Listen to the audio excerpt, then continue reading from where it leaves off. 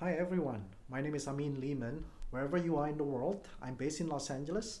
I would like to invite you to join me this Saturday, May 23rd, with A Story Club live here from Los Angeles, California.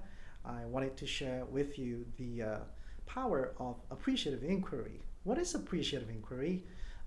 Appreciative inquiry, it's a philosophy, it is an approach to focus on our strengths rather than our weaknesses.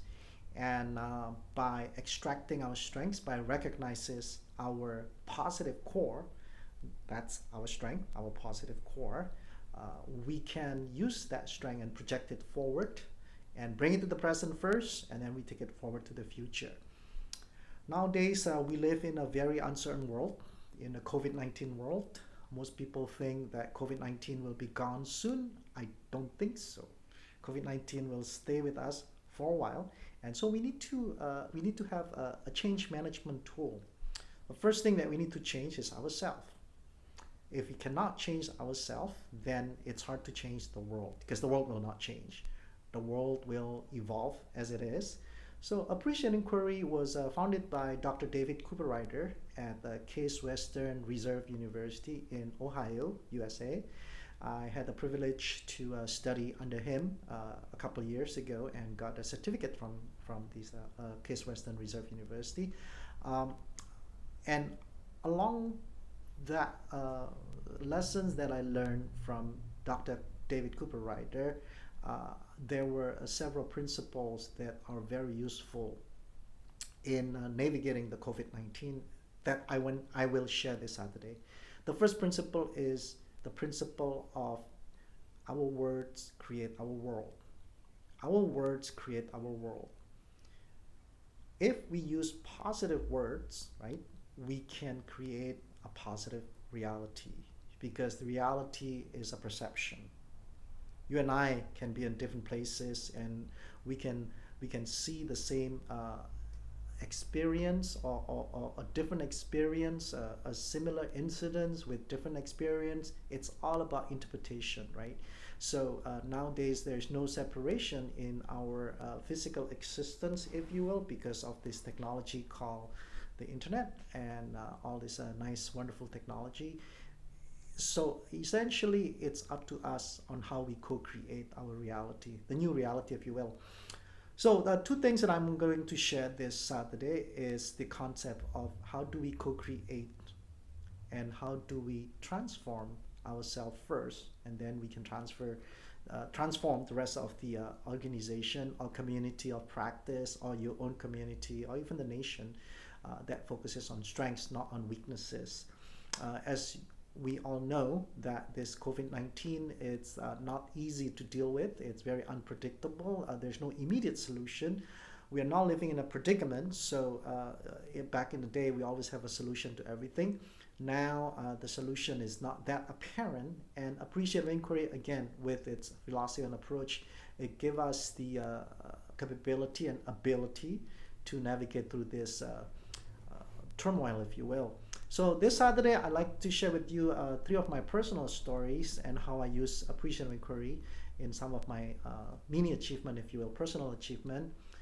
The first one was when I ran the marathon successfully. Successfully meaning finished uninjured. You know, I did not have a specific time frame or time goal in mind, but I just did it. But there was a backstory how I started training, and it wasn't your traditional way of doing the planning and everything else, but it was because I met a very special mentor of mine. His name is Roy Yampuku, and Roy is the one who was able to first discover my strength and then help me dream that I actually could finish the marathon.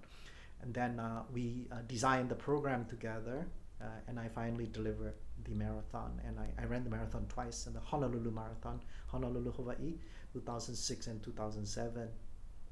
The second one, the second time that I used the appreciative inquiry in accomplishing one of my objectives is to get my black belt. So I always dreamed to get my black belt. I dreamt so many times, but life was in our way, if you will, on my way, because of career and everything else, and I moved around a lot. I did not finish what I intended to finish, but luckily I was able to get my black belt in 2015 at the age of 54.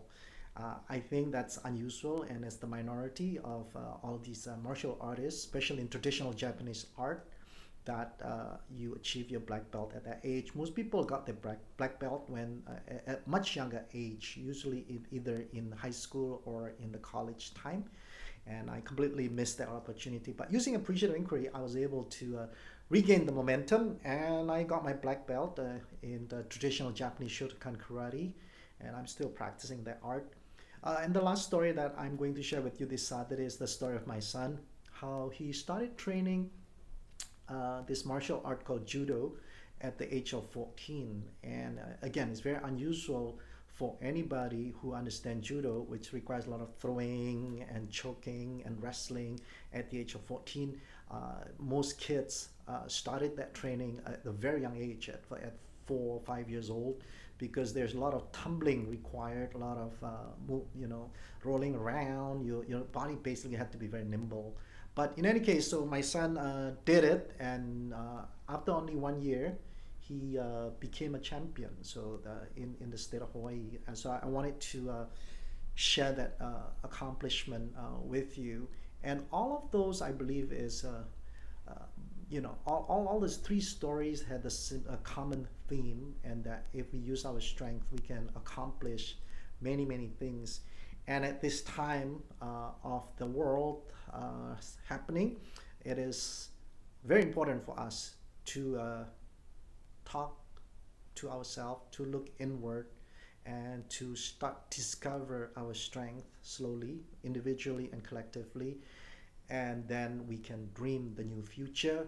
Then we can design the new future, whether it's the new personal workplace or the work at home situation or the global working environment, whatever you want it, so you can deliver, we call it the destiny, in appreciative inquiry. So using the 4D cycle, which is the discovery, dream, design, and deliver, or destiny, you can transform yourself.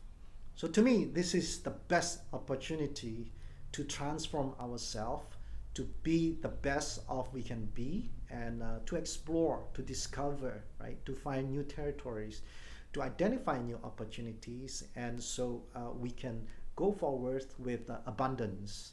I believe the worlds are filled with abundance, and that's up to us to seek those abundance.